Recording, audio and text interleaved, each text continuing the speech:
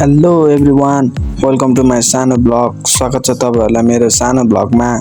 अहिले चाहिँ म कामतिर जाँदैछु। मेरो काम चाहिँ सामा खुसीमा हो। जसले हेर्दै हुनुहुन्छ लाइक गर्न चाहिँ नभुल्नु होला। अहिले चाहिँ म टक्क लाएर सामा खुसी पुगेँ र यहाँको भ्यू हेर्न सक्नुहुन्छ।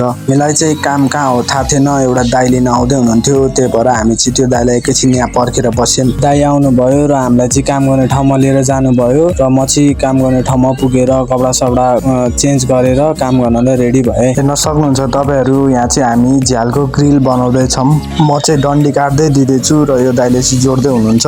अरू पनि कामहरू छ, तर हामीले चाहिँ आज यति काम गऱ्यौँ आज दिउँसभरिमा।